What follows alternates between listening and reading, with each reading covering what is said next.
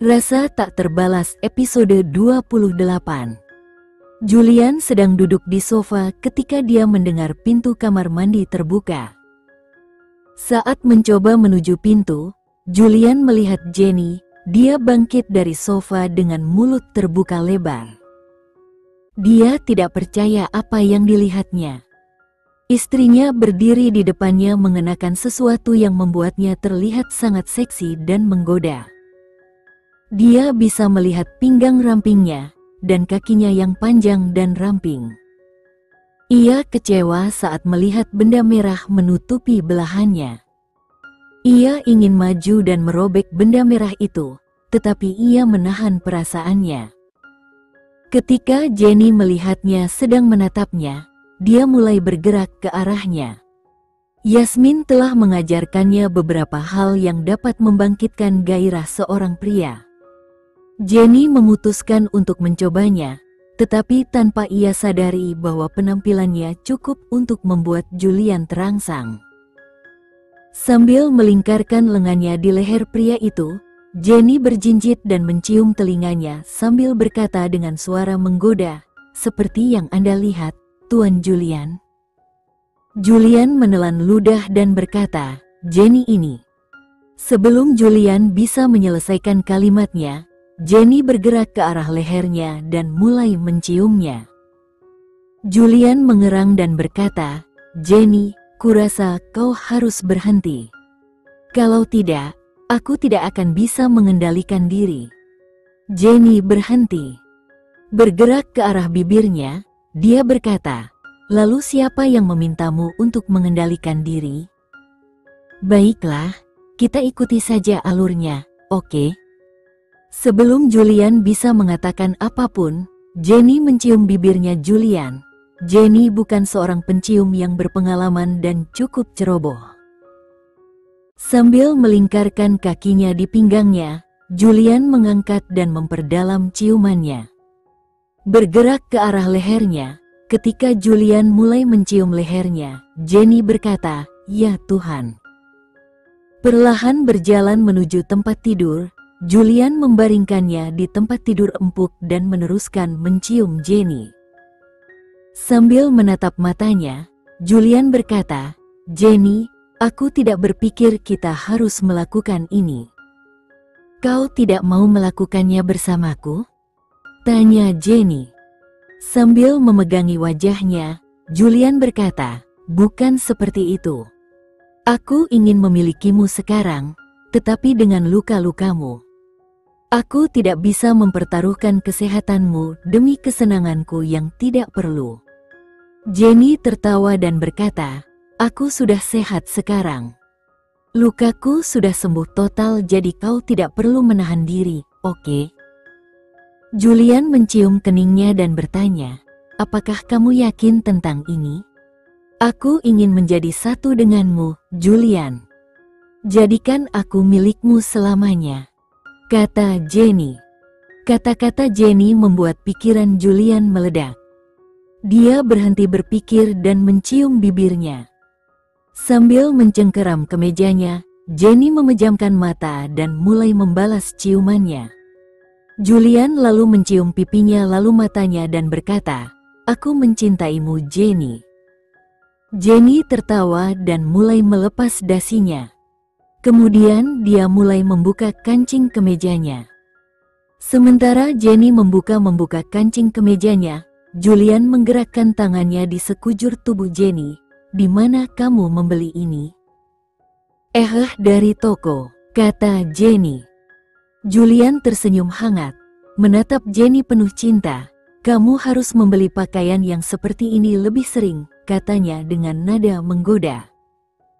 Saat tangan hangat Julian menyentuh bahu Jenny, sebuah kehangatan dan kenyamanan menyebar ke seluruh tubuhnya. Jenny tertawa kecil, merasa begitu tenang dan dekat dengan suaminya. "Ah, rasanya nyaman," gumamnya.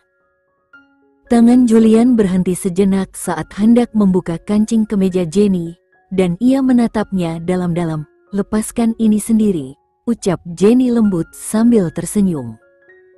Sebelum Jenny bisa menyelesaikan kalimatnya, Julian memeluknya erat.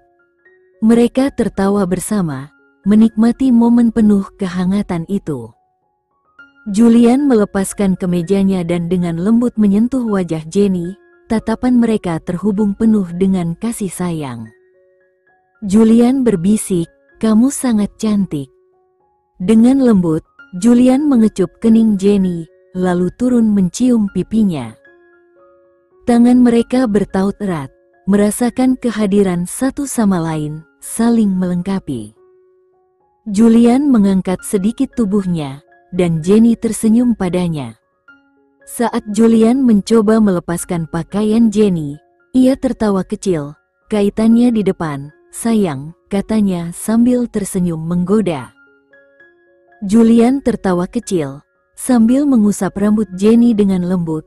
"Aku tak pernah bosan denganmu," katanya.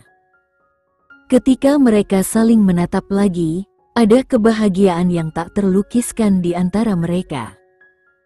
Tak ada kata yang perlu diucapkan lagi, karena cinta yang mereka rasakan sudah terlihat jelas dalam setiap sentuhan dan tawa yang mereka bagikan.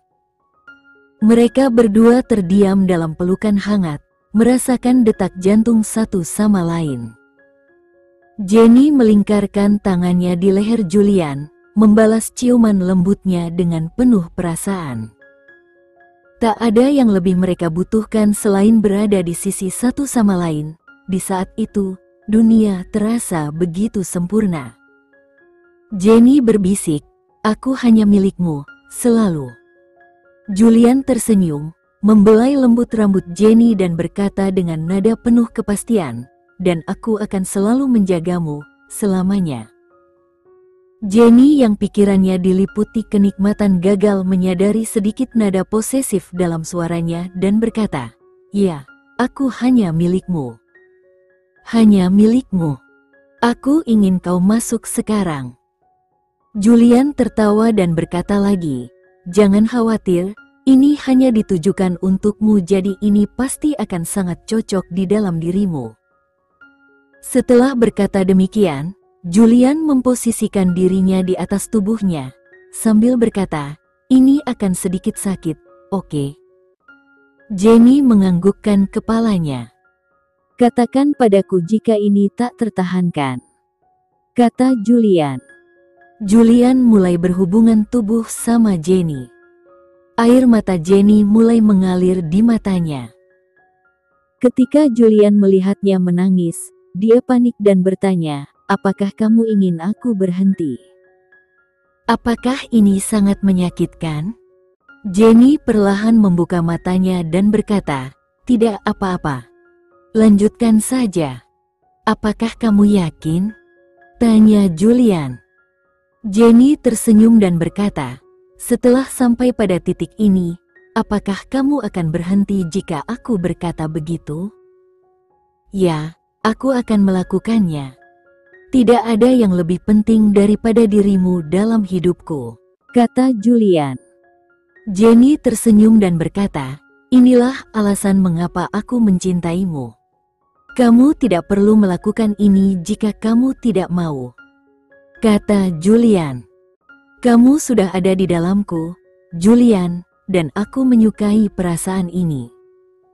Perasaan ini membuatku merasa aman dan terlindungi," kata Jenny sebelum menciumnya. Kemudian, dia perlahan mulai menggerakkan pinggulnya. Rasa sakit yang dirasakan Jenny segera digantikan dengan rasa senang. Ruangan itu dipenuhi suara erangan dan rintihan. Julian tahu bahwa dia akan mencapai klimaksnya dan begitu pula dia. Dengan semakin cepatnya ritme, Julian merasa puas di dalam dirinya. Sementara Jenny juga melepaskan dirinya. Sambil membenamkan wajahnya di leher wanita itu, Julian berbaring di atasnya beberapa saat sambil terengah-engah. Julian berbalik ke sisi yang lain dan menariknya ke dalam pelukannya dan berkata, "Kamu milikku sekarang." Sambil membenamkan wajahnya di dada lelaki itu, Jenny terlalu lelah untuk menjawab, hanya menganggukkan kepalanya. Julian menatap Jenny dengan penuh cinta dan berkata, tidak seorang pun diizinkan menyentuhmu. Jenny hanya membalas dengan suara lembut, Julian melanjutkan dengan keyakinan, kamu hanya milikku. Sekali lagi, Jenny mengangguk dan menghembuskan nafas panjang, menjawab, Dengan penuh kasih, Julian menyatakan, aku mencintaimu. Jenny mengangguk kembali, tanpa mengeluarkan perasaan tanpa kata, Julian menambahkan dengan senyum hangat, Jenny, akulah si pria bertopi aneh itu.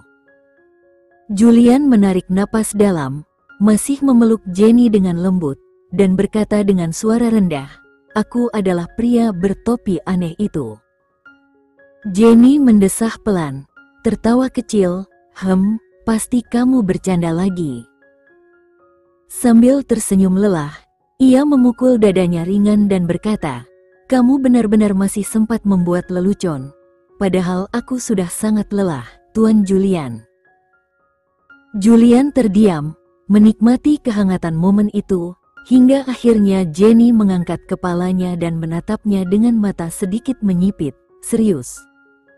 Kau pikir aku akan percaya? Tidak mungkin pria bertopi aneh itu adalah kamu. Pasti dia sangat tidak menarik. Tapi lihatlah dirimu, suamiku ini terlalu tampan. Julian hanya bisa menatapnya dengan senyum datar, sedikit pasrah dengan pemikiran Jenny yang begitu yakin. Jenny melanjutkan, lagi pula, pria bertopi aneh itu agak, aneh. Sedangkan kamu ini tidak aneh sama sekali. Julian tidak menjawab, hanya menghela napas panjang, sambil tersenyum kecil, menikmati obrolan ringan di antara mereka. Julian merasakan sedikit penyesalan mengusik pikirannya, berharap dia dulu lebih berani menunjukkan wajahnya di masa kuliah. Teringat Jenny yang sempat menganggapnya tidak menarik, dia mengutuk diri sendiri karena selalu berusaha menghindar dan menyembunyikan diri kala itu.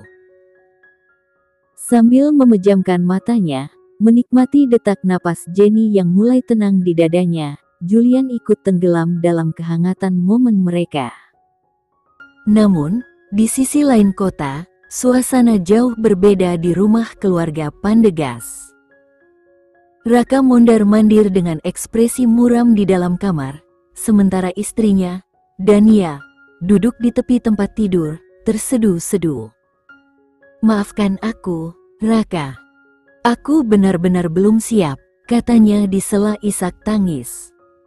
Di sisi lain, kemarahan Raka tak terbendung. Saat sedang mencari berkas penting di lemari Dania, dia mendapati setumpuk pil kontrasepsi tersimpan rapi di dalam laci.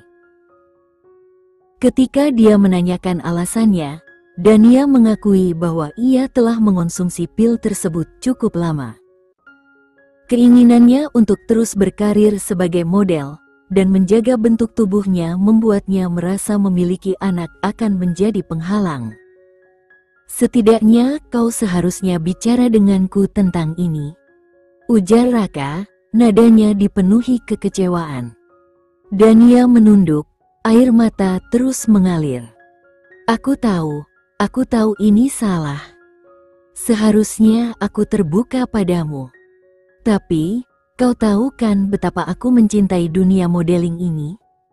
Raka menatapnya dengan tajam, lalu bertanya dengan nada penuh ketegangan, apakah semua ini sepadan? Kenapa harus jadi model? Apakah aku belum cukup untuk memenuhi semua kebutuhanmu? Dania mendesah lemah, ini bukan soal uang. Emosi Raka memuncak. Tangannya membanting keras ke meja, jadi, apa artinya ini? Kau ingin diperhatikan pria lain saat berlenggak-lenggok di atas panggung. Apa aku tak cukup berarti bagimu? Dania tersentak, berteriak balik, Raka. Omong kosong apa yang kau bicarakan? Lihat kakakmu. Dia juga dulu ingin menjadi model. Dengan kecantikan dan tubuhnya, dia bisa saja meniti karir hingga ke panggung internasional. Tapi dia memilih untuk mengutamakan keluarga, mengorbankan impiannya demi kebahagiaan rumah tangga. Tidakkah kau bisa melakukan hal yang sama? Tidak bisakah kau juga mengesampingkan ambisi pribadimu dan fokus pada keluarga kita? Suara Raka terdengar penuh kekecewaan. Dania terseduh-seduh, merasa sakit hati. Kau serius membandingkanku dengan kakak?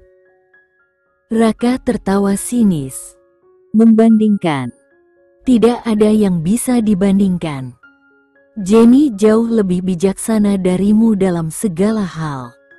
Sayangnya, baru sekarang aku menyadarinya. Tanpa menunggu jawaban, Raka bergegas keluar kamar, meninggalkan Dania yang menangis pilu. Ini sudah ketiga kalinya Raka menyebut-nyebut Jenny dalam sebulan terakhir, dan setiap kalimat itu hanya semakin membuat Dania tersiksa. Dalam hati, Dania mulai dipenuhi oleh amarah yang membara. Kebenciannya terhadap Jenny tumbuh semakin dalam, hari demi hari. Setelah meninggalkan rumah besar itu, Raka bergegas menuju kantor perusahaan Dwitama, berniat menyelesaikan urusannya. Namun, baru saja hendak menelpon perusahaan, ponselnya berdering. Melihat nama di layar, Raka mengerutkan kening. Ada apa lagi, Argo? Tanyanya dengan nada tak sabar. Argo tertawa kecil di seberang sana. Ah, Tuan Raka, saya berharap setidaknya disambut dengan ramah. Saya ingin Anda segera datang ke villa saya. Ada sesuatu yang perlu kita bicarakan, katanya singkat sebelum menutup telepon. Raka mendesah kesal, membanting ponsel ke kursi di sampingnya. Sifat mendominasi Argo membuatnya jengah, namun dengan enggan, ia membelokkan arah mobilnya menuju villa tersebut. Setelah perjalanan sekitar 20 menit, Raka tiba di tempat yang dituju. Memasuki villa, ia menemukan Argo duduk menunggunya di ruang tamu, dengan senyum lebar menghiasi wajahnya. Tuan Raka, akhirnya Anda tiba. Kenapa lama sekali? Sapa Argo dengan nada yang dibuat ramah namun penuh sindiran. Raka, tak ingin berlama-lama, langsung duduk di sofa dan menatapnya tajam. Langsung saja, apa yang sebenarnya kau inginkan, Argo? Argo terkekeh, lalu membalas dengan tenang, aku butuh bantuanmu untuk suatu urusan. Raka menyipitkan matanya, masih penuh kecurigaan terhadap ide yang diusulkan Argo. Wajah pria itu menunjukkan niat yang penuh tipu daya, dan Raka yakin rencana ini tak akan berakhir baik. Apa sebenarnya yang kau rencanakan, Argo? Tanya Raka, mencoba mencari celah pada ide gila ini. Argo hanya tersenyum, seolah menikmati kebingungan yang terlihat di wajah Raka. Hanya ingin membuat hubungan kalian sedikit lebih terbuka kembali, jawabnya, sambil menekankan kata-kata dengan sinis. Raka tertawa kecil dan bertanya, dan apa yang membuatmu berpikir dia akan mau bertemu, setelah semua yang terjadi antara kami? Karena cinta, Tuan Raka, jawab Argo dengan nada seolah itu adalah jawaban paling logis di dunia. Cinta adalah hal yang sering membuat seseorang bertindak tanpa berpikir jernih. Aku yakin bahwa cinta yang pernah kalian bagi akan cukup untuk membuatnya datang bertemu denganmu. Logika itu membuat Raka hampir tersedak, tetapi Argo tampak yakin pada rencananya. Jika kau tidak percaya, cobalah hubungi dia besok. Katakan padanya bahwa kau ingin bertemu untuk mengembalikan barang-barang yang pernah dia berikan saat kalian masih bersama. Saran Argo, matanya berbinar penuh antusias. Raka mengerutkan kening. Ide ini konyol. Kau pikir dia akan percaya begitu saja? Argo hanya mengetukkan jari pada pipinya, tampak berpikir sesaat. Kau masih menyimpan barang-barang yang pernah dia berikan, bukan? Hadiah-hadiah itu masih ada? Raka mengangguk. Di dalam hati, ia memang masih menyimpan semua hadiah dari Jenny sebagai kenangan. Bagus, jawab Argo dengan senyum yang hampir tampak jahat. Teleponlah dia dan katakan bahwa kau ingin mengembalikan semuanya. Raka mendesah, merasa rencana ini berpotensi berantakan. Aku masih merasa ide ini tidak masuk akal. Namun, dalam dirinya, Raka mulai bertanya-tanya apakah mungkin ada sesuatu dalam ide ini yang bisa membawanya lebih dekat dengan Jenny, meskipun caranya terasa aneh dan penuh risiko.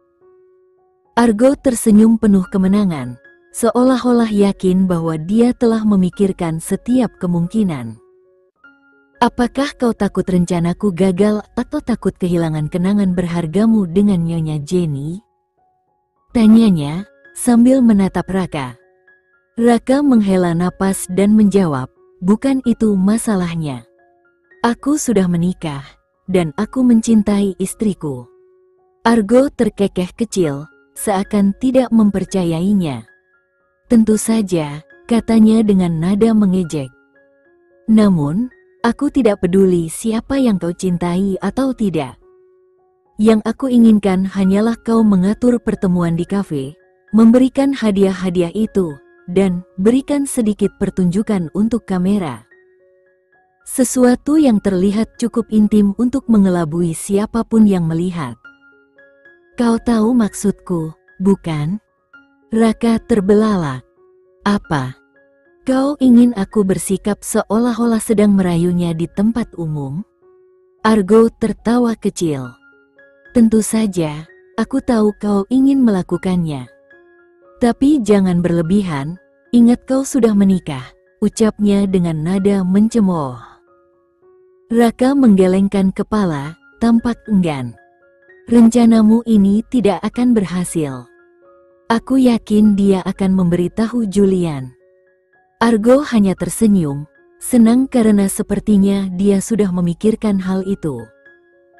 Menurutmu, istri mana yang akan memberitahu suaminya tentang pertemuan dengan, katakan saja, mantan calon suami? Argo terkekeh lagi, seolah-olah telah menemukan istilah yang menyenangkan baginya. Kau suka istilah itu? Aku suka. Lagi pula, apakah kau sungguh berpikir Jenny begitu dalam cintanya pada Julian setelah hanya beberapa bulan? Menurutmu, bisakah seseorang jatuh cinta begitu cepat lagi? Aku tidak berpikir hubungan mereka lebih dari sekadar formalitas, hanya untuk pamer. Kata-kata Argo terhenti, tapi senyum di wajahnya tetap ada. Ia merasa yakin bahwa rencananya memiliki peluang besar untuk menimbulkan ketegangan dalam kehidupan Jenny dan Julian. Raka hanya bisa menatapnya dengan perasaan tidak nyaman, sambil mempertimbangkan sejauh mana rencana ini akan berdampak pada dirinya dan orang-orang di sekitarnya. Raka hanya mengangkat alis, sedikit tak percaya dengan kata-kata Argo. Meski skeptis, ada sesuatu dalam ucapannya yang, secara aneh, terasa menenangkan bagi Raka. Merasa tak punya pilihan, ia menjawab, apakah aku punya pilihan lain? Sebelum akhirnya berbalik dan meninggalkan rumah besar itu, Argo tersenyum puas melihat kepergian Raka. Dia memiliki rencana yang jelas, menggunakan trik kamera untuk menciptakan momen-momen intim antara Raka dan Jenny, lalu mengirimkan foto-foto itu pada Julian. Tujuan utamanya adalah menimbulkan kesalahpahaman antara Jenny dan Julian, sebuah retakan yang menurutnya bisa menghancurkan hubungan mereka. Argo begitu yakin bahwa Jenny takkan memberitahu Julian tentang pertemuan ini.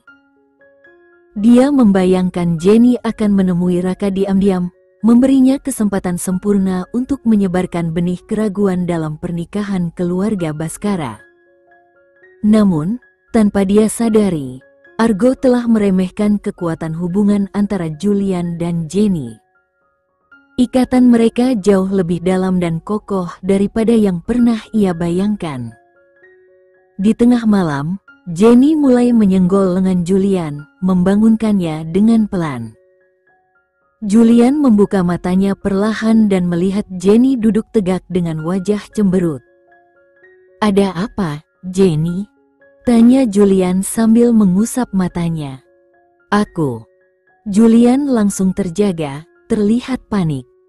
"Apa yang terjadi? Kamu sakit? Perlu ke rumah sakit? Apa aku terlalu kasar tadi? Katakan padaku, ada apa?" Jenny hanya mengelus perutnya sambil menghela napas. "Aku lapar." "Hah?" Julian terkejut. Jenny mengeluh, "Aku merasa lapar. Kita lupa makan malam tadi, ingat?" Julian tertawa kecil dan menggoda, "Jadi, ini kencan yang kamu atur, tapi kamu tidak memikirkan makan malam. Jadi sebenarnya satu-satunya rencana kencanmu adalah untuk memanfaatkan aku?" Jenny tersentak, matanya terbelalak. "Memanfaatkan? Maksudmu apa?" Julian menunjuk bekas kecupan di lehernya sambil tersenyum nakal. "Lihat saja ini. Kamu benar-benar memanfaatkanku malam ini." Wajah Jenny langsung memerah, dan dia berusaha mencari kata-kata, tetapi sebelum sempat berbicara, Julian menariknya dengan lembut. Apa yang kamu lakukan?" bisik Jenny dengan gugup. Julian tersenyum penuh arti dan berbisik, "Kamu tahu apa yang aku lakukan?" Jenny memukul pelan dada Julian dan berkata, "Tidak, bukan sekarang. Aku ingin makan dulu. Jadi, setelah makan kita lanjutkan?" Julian tersenyum menggoda. Jenny menepuk pipinya dengan lembut, "Dasar tidak tahu malu. Sekarang, carikan makanan untuk istrimu yang kelaparan.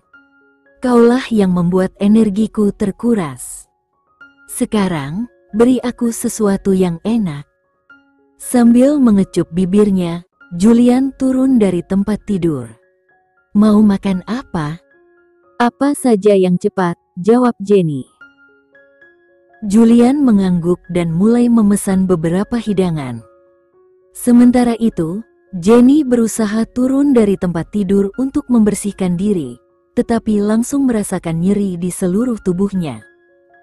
Duduk kembali, ia mengusap pinggangnya dengan pelan. Melihat itu, Julian bertanya, "Kenapa? Sakit?" Jenny menatapnya tajam tanpa bicara. Julian tertawa kecil dan menggoda, "Baru sekali saja sudah begini. Bagaimana kalau 2 atau 3 kali berturut-turut?" Jenny melempar bantal ke arahnya. "Dasar mesum." Julian tertawa, "Mau kemana sebenarnya?" "Aku hanya ingin membersihkan diri," jawab Jenny.